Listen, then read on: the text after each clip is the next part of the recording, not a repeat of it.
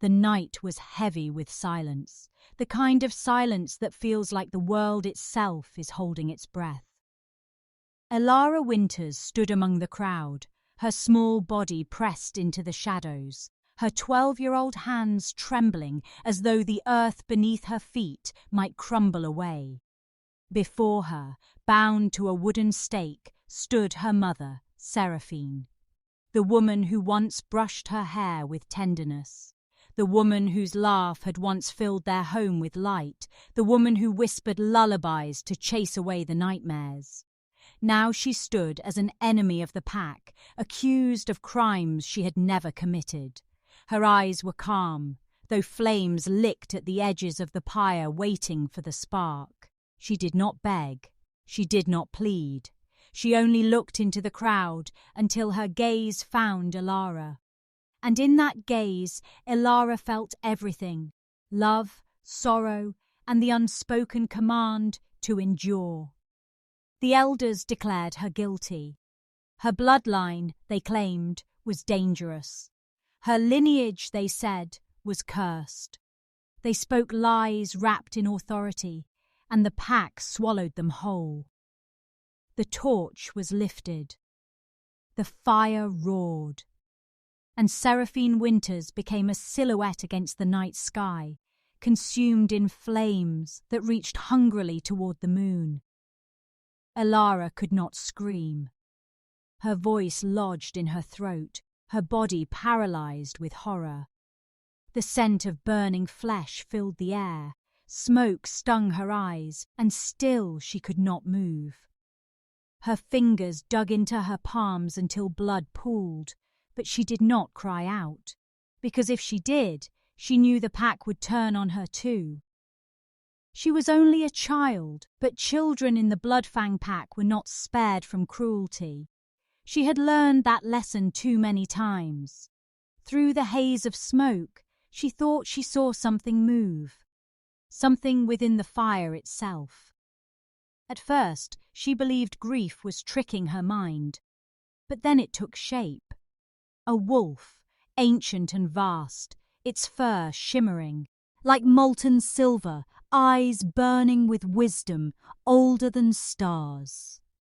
The spirit stepped from the flames, unseen by the pack, yet undeniable to her. It bent its head toward the child, and its voice was both thunder and whisper. "Elara," it said, "you must hide." She trembled, her lips parting as though to speak, but no words came. The spirit's gaze pierced through her soul. "Your blood is dangerous. Your truth will be hunted. If they see your light, they will destroy you as they destroyed her. You must bury it so deep that even the moon forgets your name." Tears streamed down her cheeks, silent and hot. Was she cursed, like they claimed? Was she doomed to live in shadow? Her mother's face burned behind her eyes, and the child's heart shattered in ways she could not mend. Still, the spirit's voice pressed on. "Learn to bow, learn to break, learn to wear the mask. Survive, child, survive until the day comes when survival is no longer enough." The fire crackled.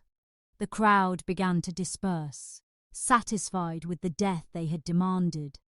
But Elara stood frozen, the guardian spirit's command echoing in her ears. She wanted to scream at the moon. She wanted to claw the earth until it swallowed her whole. But instead, she swallowed her tears because the lesson was already carved into her bones. Silence was safety. That night, she sat alone by the ashes of the pyre. The scent of smoke clung to her hair. Her mother's voice lingered like a ghost in her ears. And there, in the cold darkness, she made a choice. She would bury her truth.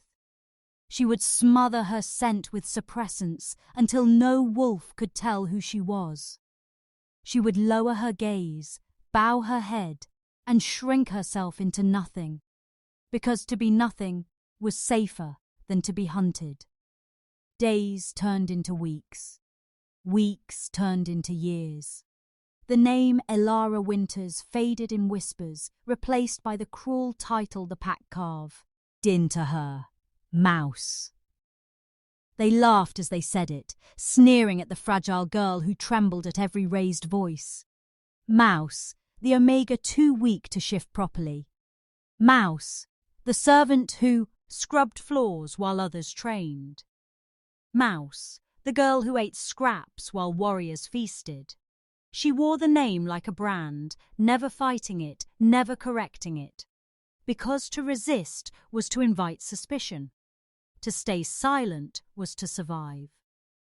But inside her, beneath the ash of grief and the weight of fear, something ancient stirred. A spark she could not kill. It lived in her bones, in her blood, in her heartbeat, and though she pressed it down with every breath, it waited, patient, silent, like a storm hiding behind the horizon. Elara Winters, the mouse, bowed her head each day.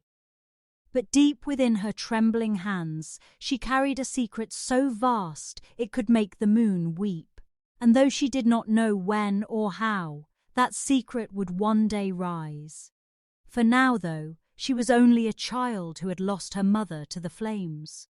Only a daughter who had been told to bury herself alive. Only a broken girl with a spirit whispering in her ear, demanding silence. Yet even in silence, her story had already begun. Years slipped by like shadows moving across stone. Elara Winters was no longer the 12-year-old girl who stood frozen before a burning pyre. But in many ways, she was still the same. Still small, still silent, still forced to swallow her truth like poison every day. In the Bloodfang pack, strength was everything, dominance was survival, and weakness was a death sentence. Elara learned early that survival meant invisibility. It meant bowing her head, lowering her gaze, biting her tongue until it bled. The pack had given her a name, one sharper than claws and heavier than chains. Mouse. Not Elara. Never Elara. Just Mouse, the trembling shadow who scurried in the corners of their world. She endured it. Every shove in the hallways, every laugh that echoed behind her, every cruel word spat like venom in her direction. She endured because she had to, because silence had kept her alive this long. Cale Draven made sure she never forgot her place.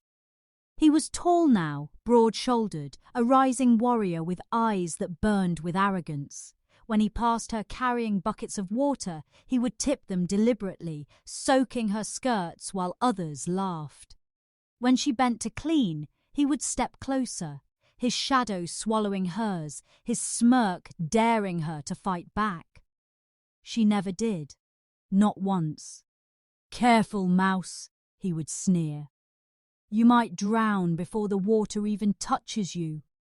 The pack roared with laughter, and Elara only lowered her eyes, clutching her buckets tighter, letting the humiliation wash over her like rain. Her wolf was no shield. Patchy, incomplete, weak. At least, that was how it seemed to them. When others shifted in training, their wolves gleamed with strength, fangs sharp, eyes blazing. Elara's wolf, when it came at all, looked fragile, unfinished, as though even her own spirit was ashamed of her. It became another weapon for them to use against her. "You call that a wolf?" Cale would laugh.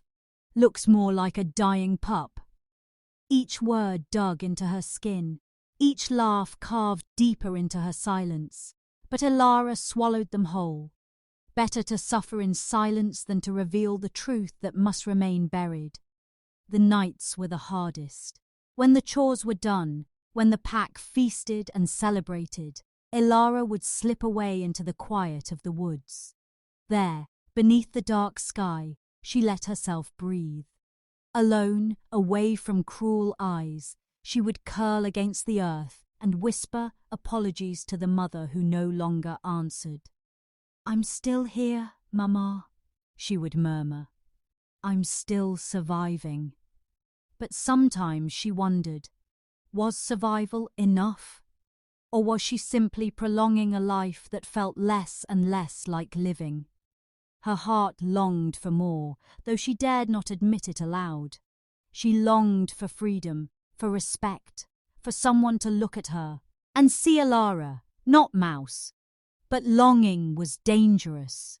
Dreams were dangerous. And danger could not be afforded by someone like her.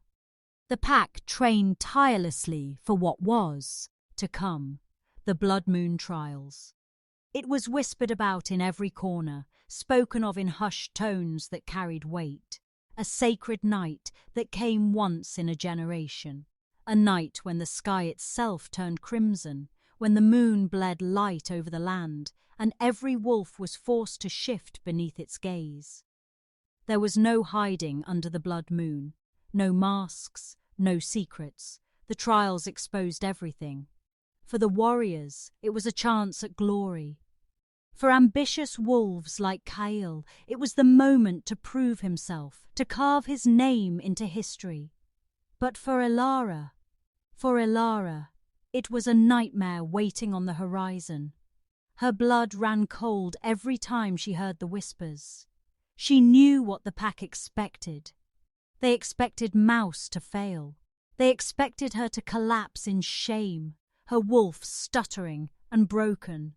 And when that happened, they would cast her out, or worse, exposure or death. Those were her only choices, and she wasn't sure which fate was more terrifying. Sometimes, in the stillness of night, she felt her heart pounding like a drum, fear clawing at her chest.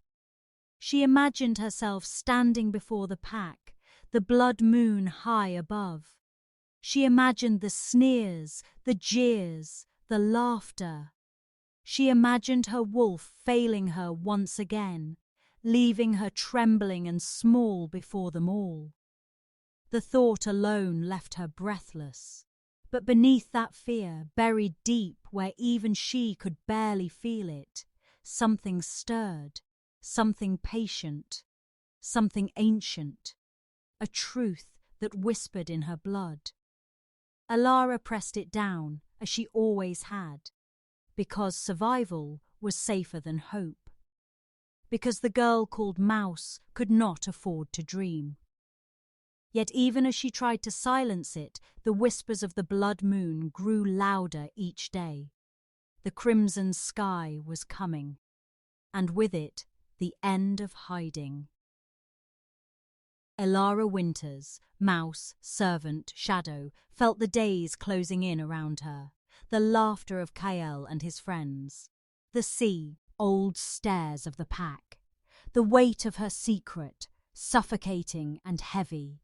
The blood moon was coming, and with it, her reckoning. And in the quiet corners of her soul, where her fear could not reach, one truth lingered. Survival alone would no longer be enough. The air in the Bloodfang pack shifted the moment the announcement came. Whispers travelled like wildfire, murmurs laced with awe and dread. The Alpha King was coming. Damien Stormborn, the ruler of all territories, the wolf whose name carried both reverence and terror, was stepping into their land for the Blood Moon trials. His reputation alone could silence even the most arrogant warrior. Ruthless in battle, sharp in judgment, unyielding in command, he was everything a king was meant to be, and everything no one dared to challenge. The day he arrived, the ground itself seemed to hold its breath. Wolves lined the path in tense silence, their eyes lowered in obedience as heavy hoofbeats echoed through the forest. A carriage of black steel and silver, guarded by warriors with scarred faces and eyes like predators, rolled into the heart of Bloodfang territory. When the door opened, a hush fell. Out stepped Damien, Tall, broad-shouldered, wrapped in a cloak darker than midnight, he moved with the lethal grace of a storm barely contained. His golden eyes cut across the crowd, sharp as twin blades, gleaming like molten fire beneath the afternoon sun. No wolf dared to meet his gaze, not even the elders, not even the alpha of Bloodfang himself. Elara, kneeling in the dirt near the training grounds, did not look up. She'd been carrying water buckets heavier than her frail frame could manage. Her arms trembled, her back ached, yet she kept her head bowed, lips pressed tight against the sting of mockery around her. Kyle Draven leaned lazily against a post nearby, his laughter cruel and sharp, cutting through the tense air like a whip. "Look at the mouse struggle," he sneered, tossing a pebble that struck the side of one bucket, making it slosh over and soak her torn dress. "Pathetic. She'll drown in her own clumsiness before the trials even begin." His friends laughed. But the Alpha King had seen. His gaze, meant to sweep once and move on, lingered instead. Golden eyes narrowed as they landed on the trembling figure in the dirt, burdened yet unbroken. She was no warrior, no threat, no polished jewel vying for his notice. And yet, something stirred. Something he could not immediately name. It wasn't pity. Damien Stormborn was not a man who pitied. It was something else, something sharper. Elara, unaware of his eyes, clenched her jaw and forced her body upright, the buckets dragging grooves into her skin. Every step was agony, but she took it. One more step, then another. She had lived her entire life carrying weight she was never meant to bear, and she would not falter now, not when the entire pack watched.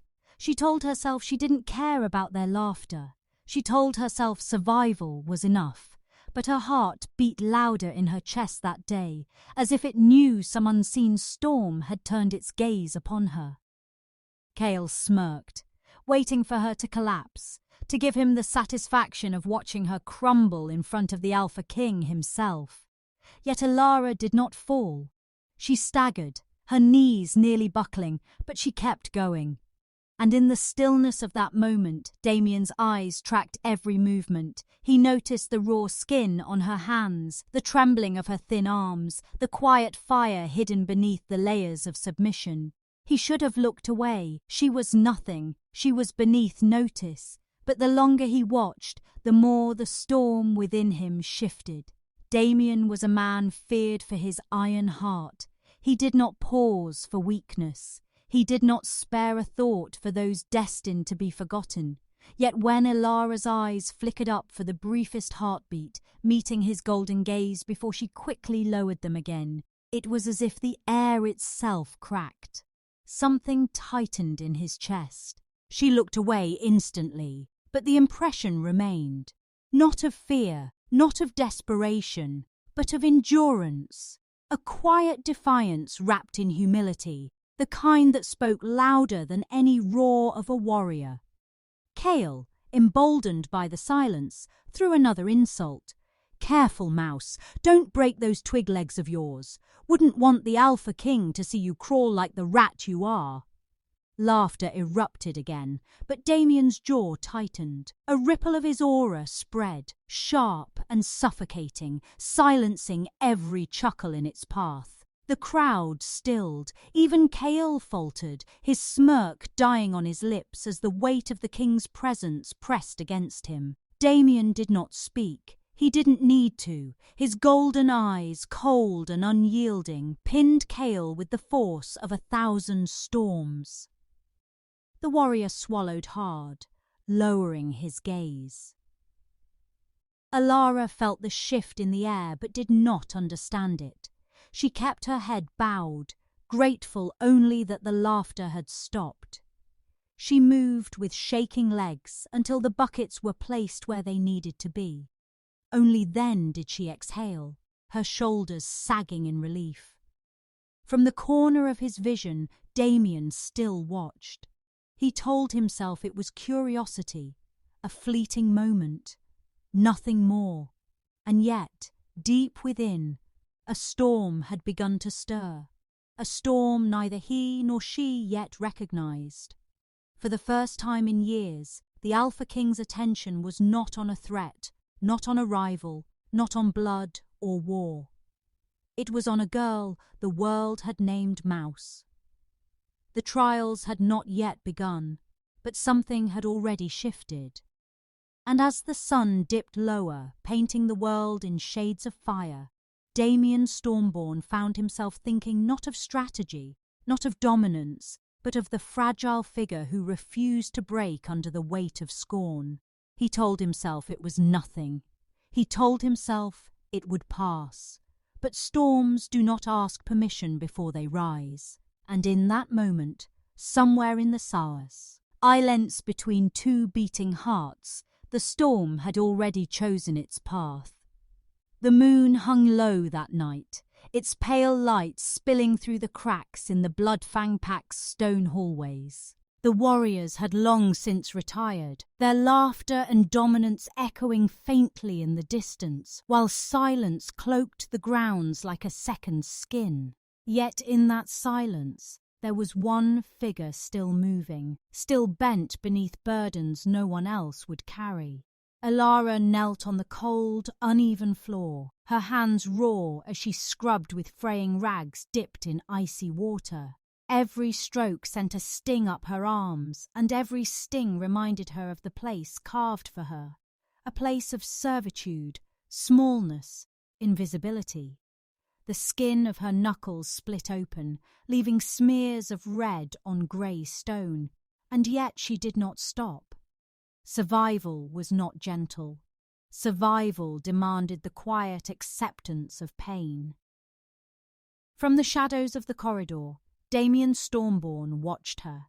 He had not meant to linger. He had not meant to seek her out after the day's encounter, when her frail frame and quiet defiance had lodged themselves into his thoughts like a thorn refusing to dislodge. But here he was, silent as the night, his golden eyes tracing the weary movements of an Omega who should have been broken long ago. She should have been nothing more than dust ground into the floor she scrubbed. And yet she moved as though her suffering was a shield, as though every insult she swallowed only forged her spine straighter beneath the weight of invisibility. He stepped forward, boots echoing against the stone. The sound made her flinch. She froze, shoulders tense, before slowly turning her gaze downward again, as though bracing for the ridicule she always knew would follow. But the voice that broke the silence was not mocking.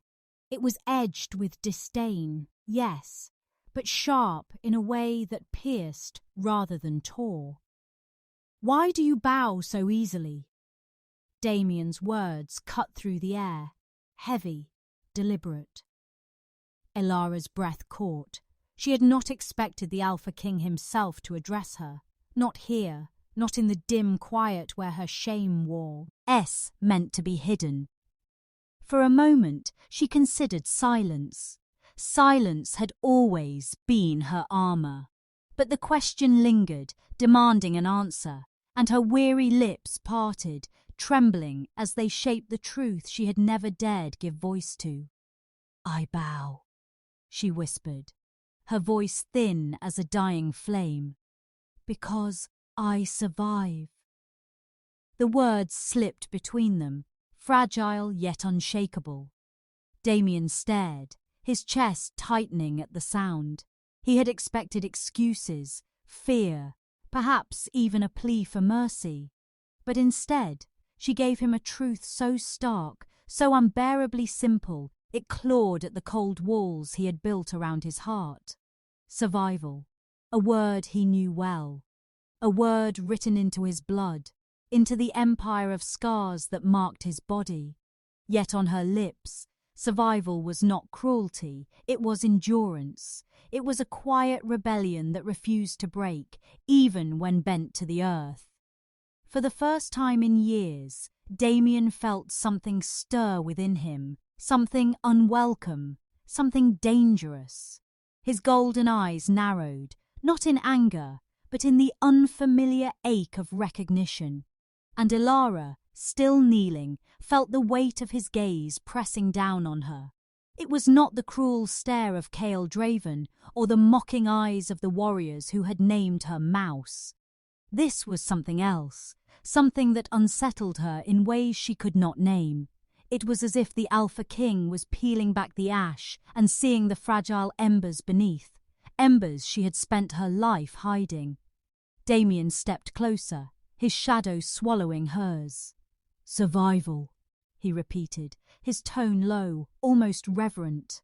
The word lingered between them like a vow, like a question he did not know how to ask.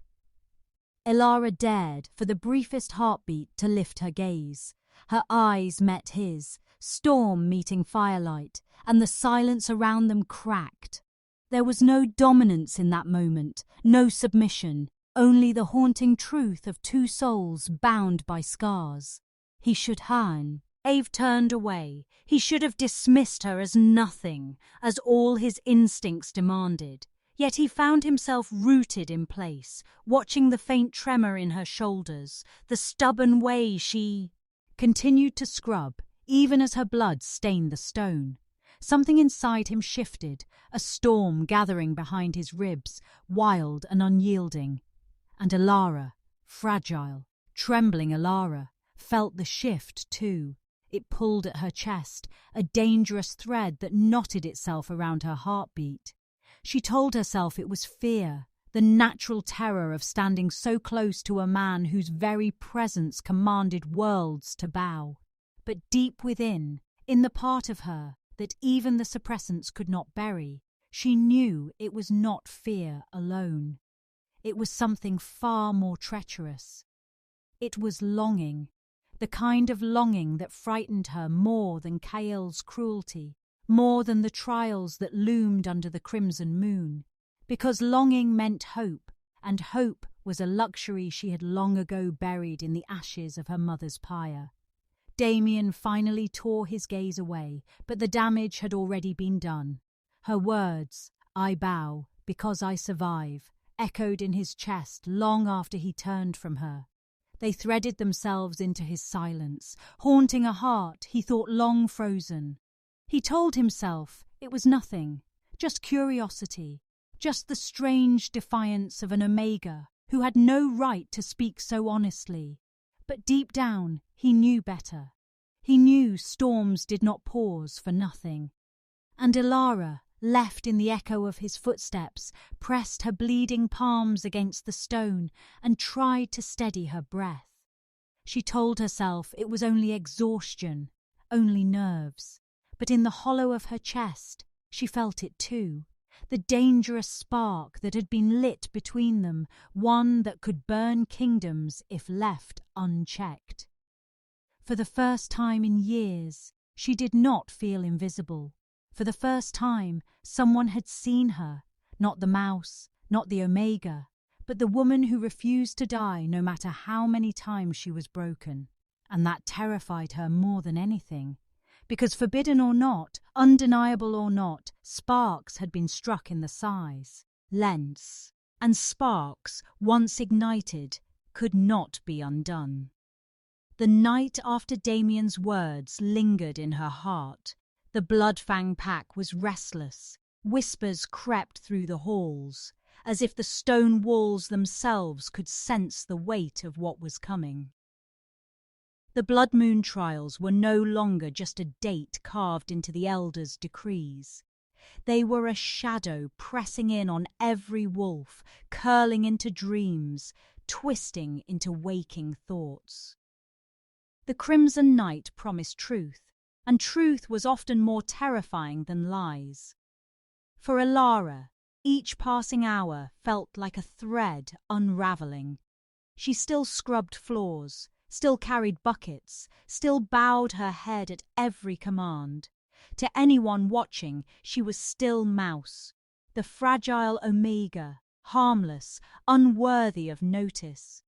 Yet, beneath her ribs, her heart beat like a drum she couldn't quiet, echoing the words that had left her lips before the Alpha King. I bow because I survive. Survival had always been enough, but now, with Damien's storm-coloured eyes haunting her, she wasn't so sure.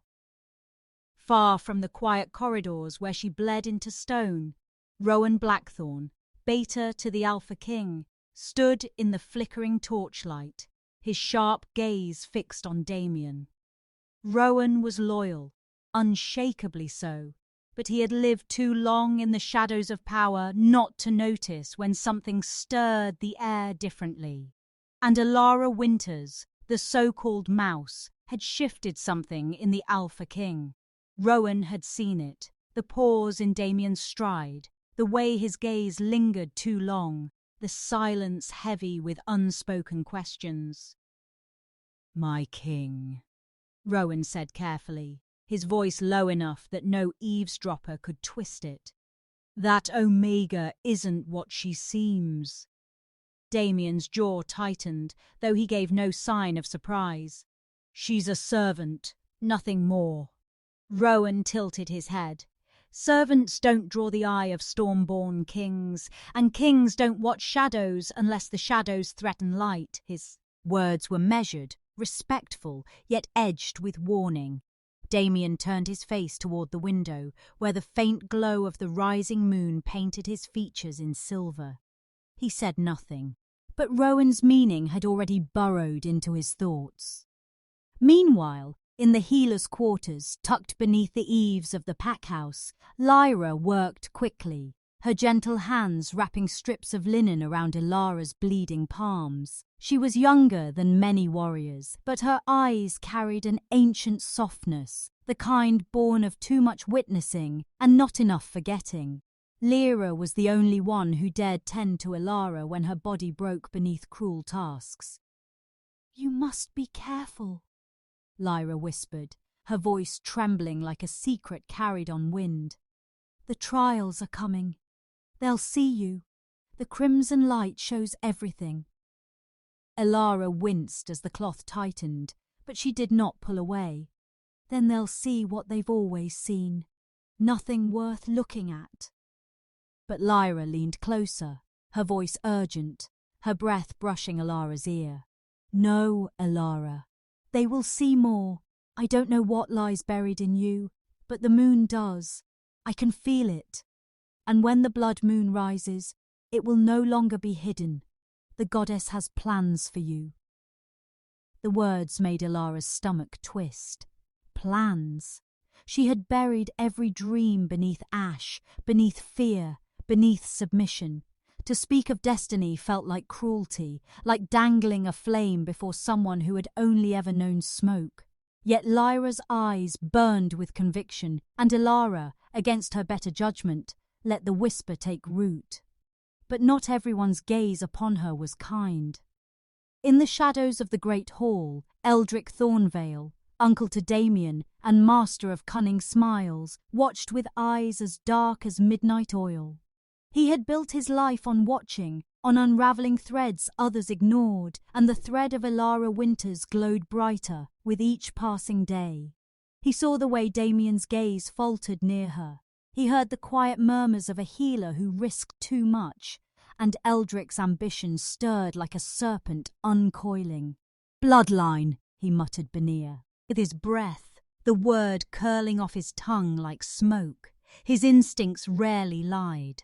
The girl carried something old, something dangerous, a hidden heritage that could tilt crowns or topple them. And if it was true, if the Omega truly bore blood not meant for servitude, then she was either the key to his rise or the flame that would burn him alive. From his place in the shadows, Eldrick smiled. "We'll see soon enough." And so the stage began to shift. Rowan's caution weighed on Damien's mind like an iron chain, though he refused to name what troubled him. Lyra's whispered faith wrapped around Alara's fragile heart, giving her both terror and trembling hope. And Eldrick's hunger sharpened, ready to seize whatever opportunity fate dangled before him. Above them all, the moon swelled toward fullness. crimson waiting to bloom across the night sky. Every hour drew them closer, every breath a step toward revelation. The pack carried on as though nothing had changed, but beneath the surface, tension coiled tight, ready to snap.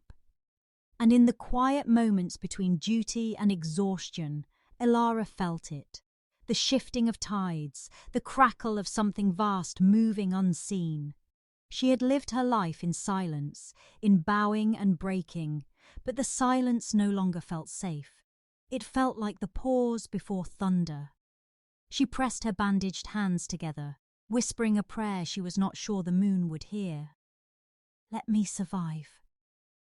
But deep within, where the truth could not be buried, she wondered if survival was all she was meant for. The night had come, the one whispered about in hushed voices, the one dreaded and long awaited in equal measure. The blood moon climbed into the heavens, swollen and red, casting its eerie glow across the clearing. Shadows deepened, breaths quickened, and the air itself felt alive with anticipation.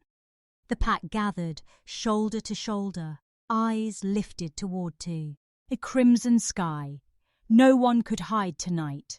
No secret could remain veiled when the goddess called her children to reveal their true selves. Elara stood at the edge of the circle, her fingers trembling against the hem of her worn dress. The bandages Lyra had wrapped around her hands were hidden beneath the sleeves, but she could still feel the sting of broken skin. She had told herself she would survive this night, as she had survived every other, quietly, invisibly, enduring. But as the blood-red light washed over her, she felt her heart thrum with something strange, something alive. The first wolf shifted in the center of the clearing, bones snapping, fur bursting forth, a beast of strength and pride. The pack cheered, another followed, and then another, each transformation greeted with dominance and approval. The air rang with the sounds of power, claws on dirt, growls of triumph. And then it was her turn. "Elara Winters," the elder's voice called, heavy with scorn. "Step forward." Her stomach lurched. She moved slowly, every step like walking into fire. The crowd shifted, eager eyes fastening on her. Kael Draven's smirk gleamed in the glow, cruel and sharp. "The mouse," he sneered, circling her as though she were prey on display. "She'll faint before she shifts, if she even has a wolf left in her." Laughter rippled through the pack, harsh and merciless. The sound stabbed into her like knives, familiar, expected. Elara lowered her gaze, the same way she always had. Her body trembled, her chest ached. She could feel their eyes on her, waiting for her to collapse, to prove them right. For a heartbeat, she believed it too. Perhaps she truly was nothing. Perhaps survival had always been just an illusion. But then, the moonlight deepened. Crimson fire poured over her skin, searing through every layer of ash she had swallowed over the years. She staggered, her knees weakening. Pain lanced through her chest, down her spine, through her bones. She gasped, clutching at the air, as if the very ground beneath her feet had come alive. And then it happened. The ash inside her, the ash that had cloaked her, drowned her, hidden her for years, ignited. The suppressants, the lies, the submission, all shattered in an instant. A roar tore from her throat, not of pain, but of release, of something ancient breaking free. Her body convulsed, her bones shifting, her skin burning with light. The laughter died. Gasps replaced it. Her wolf emerged. Not the frail, patchy creature they expected. No, this was something vast, radiant, terrifying.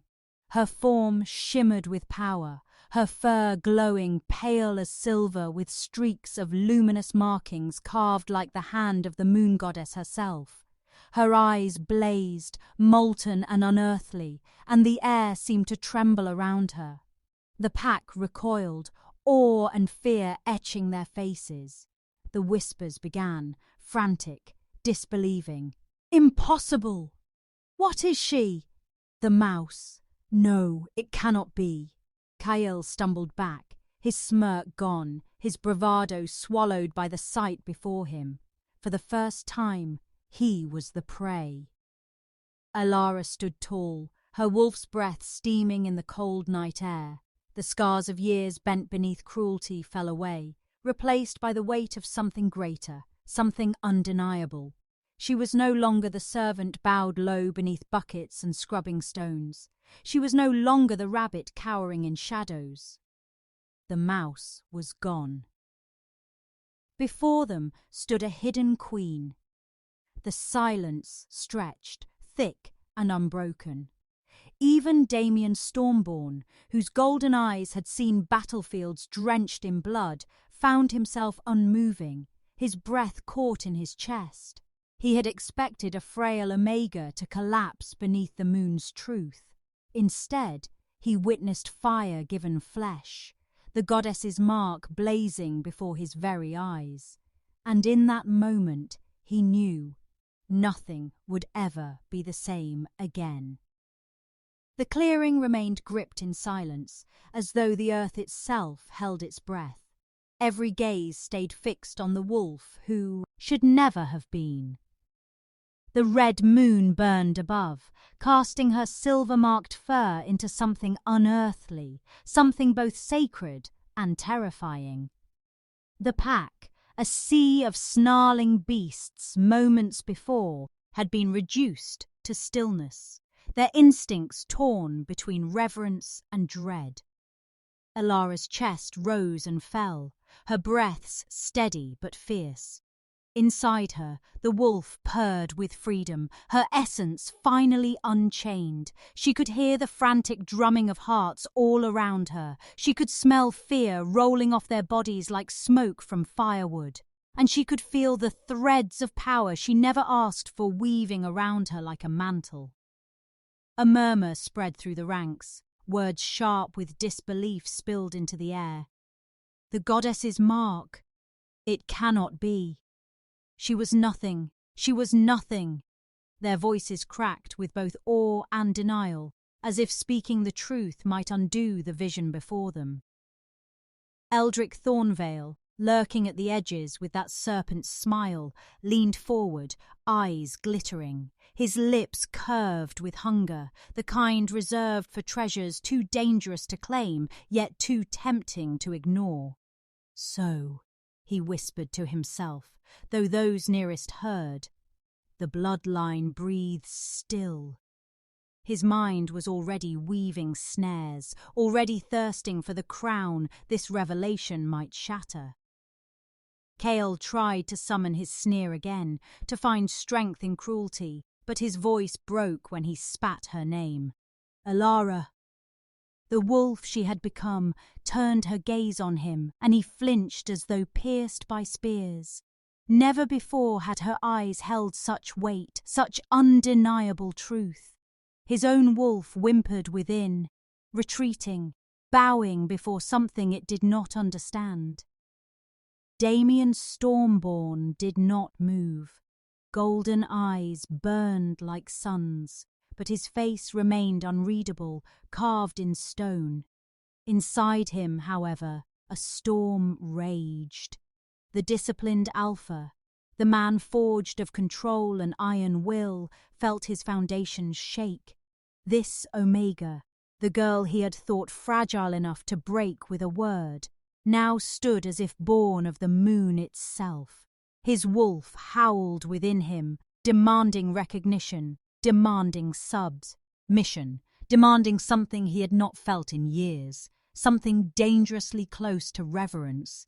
The elder at the circle's center stumbled back, his staff trembling. His voice wavered when he spoke.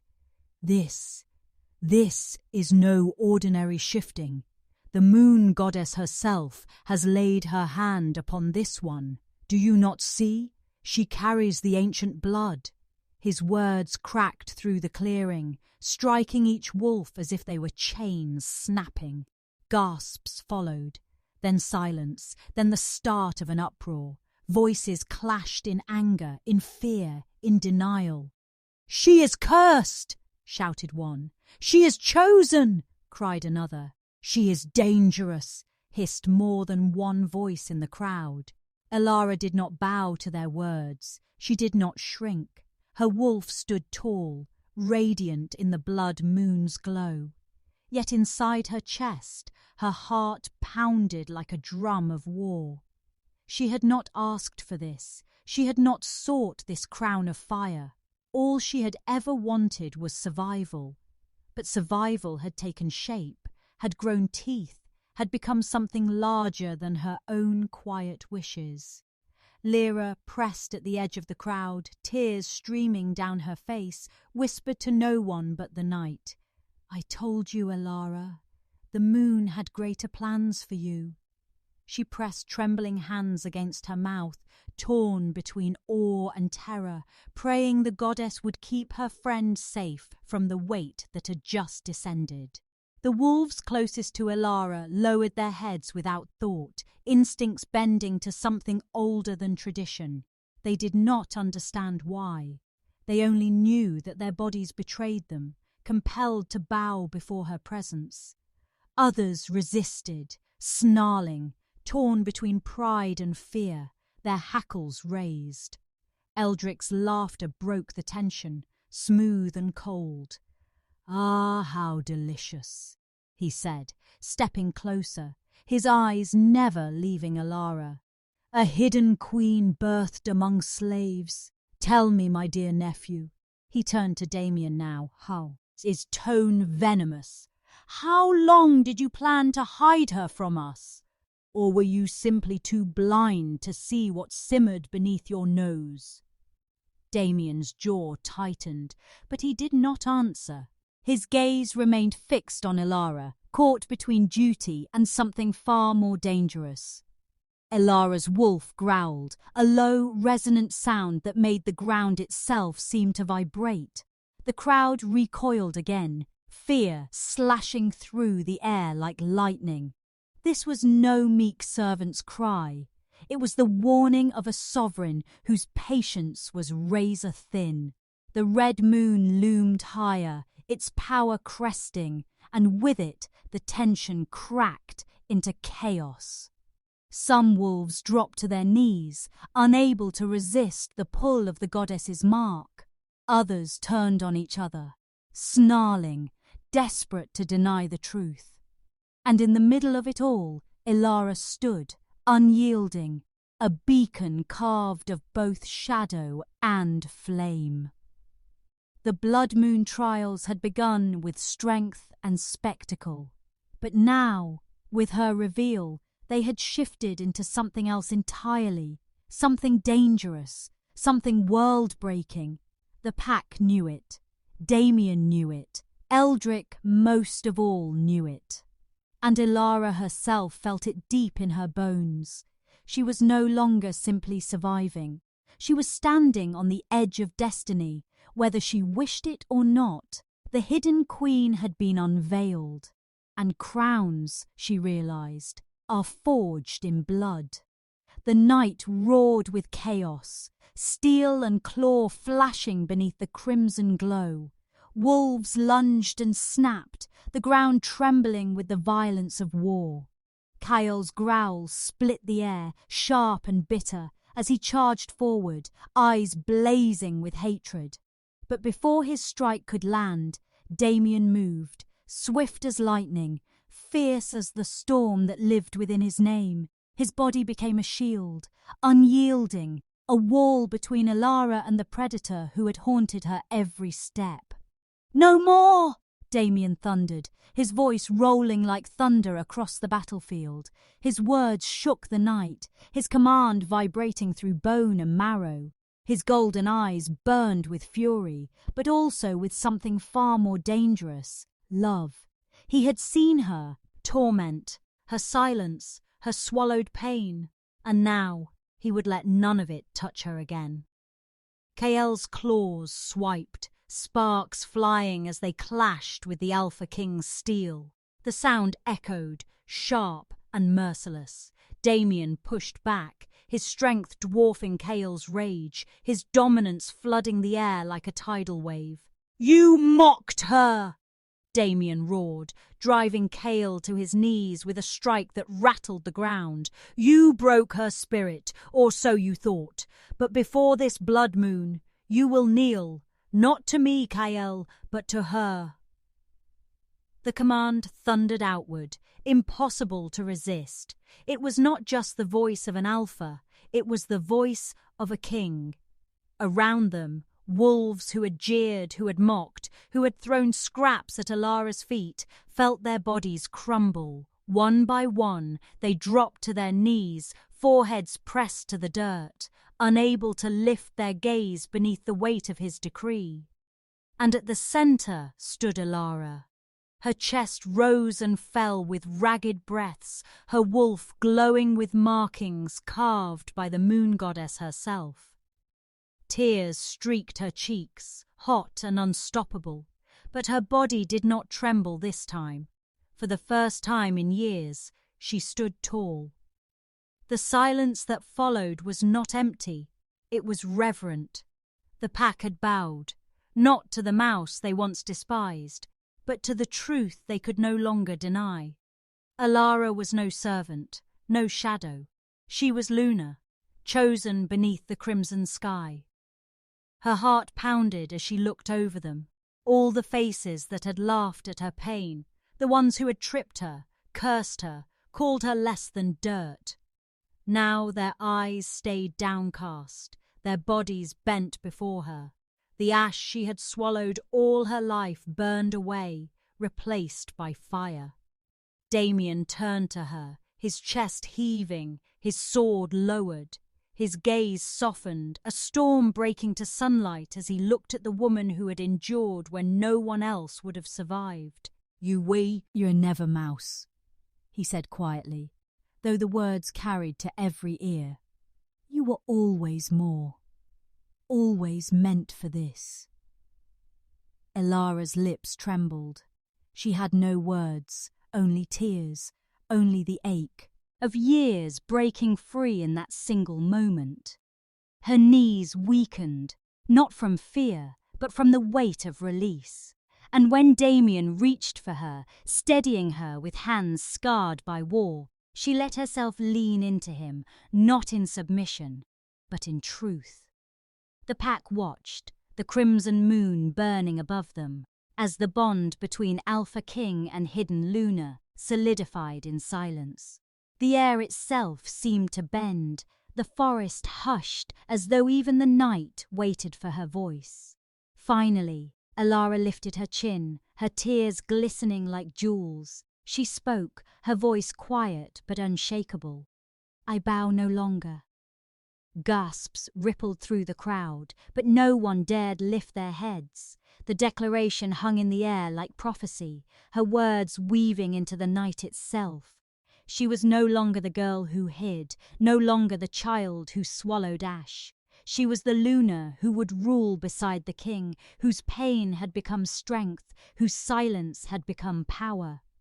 Damien's hand tightened on hers. "Then stand with me," he said, his voice reverent. "Not beneath me, not behind me, with me." And she did. Together, beneath the crimson moon, they faced the kneeling pack. The storm had ended, and in its wake came something unshakable. Alara's destiny was no longer buried. It had risen, fierce and unyielding, carved in fire and tears. Her enemies feared her, her people bowed to her, and in the arms of the Alpha King, she found not just love, but the truth she had been denied for so long. The mouse was gone. The Luna had risen, and beneath the blood-red sky, their destinies finally aligned. Two souls scarred by the past, bound forever by the storm, and crowned beneath the moon.